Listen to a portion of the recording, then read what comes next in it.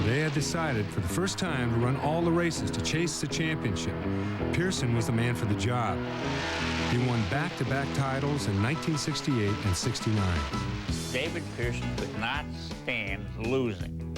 The only driver today that compares in ferocity at the wheel with David Pearson is Dale Earnhardt. I mean, David Pearson was a tremendously aggressive and assertive driver. David's tour in Car 17 produced 31 wins and 2 championships. That run ended on a couple familiar notes. A phone call from Ford and a fight with a boss. Ford was pulling out, so Holman's solution was a salary adjustment. He said he wanted to cut my salary from 50% to 40%. And I said, John, if that 10% is going to make you go broke, we might as well quit right now, because I don't think that's going to make any difference, you know. So I left him. Believe it or not, Pearson's replacement was Bobby Allison, still a winner and still only able to get along with half of Holman and Moody.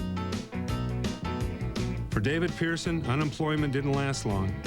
A phone call from the famed Wood brothers, he was back in business.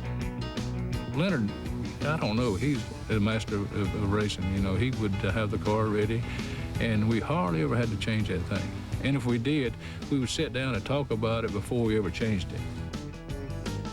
To this day, they are legendary owners, the pride of Stewart, Virginia, loved by every throttle stomper who ever climbed through the window of the famed number 21.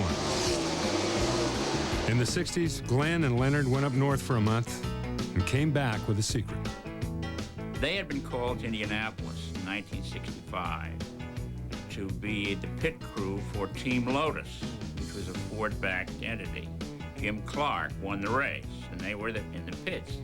And during their stay in Indianapolis, they learned about stagger. Nobody knew what stagger was except the IndyCar set, the difference in circumference of one wheel alongside another wheel. And they figured that out, and they were the only team in NASCAR racing that used stagger, and they used it to their advantage. They was probably the first person to ever measure a tire, to get the stagger right and everything. Nobody else ever done that. And I know for over a year, nobody ever even saw us do it.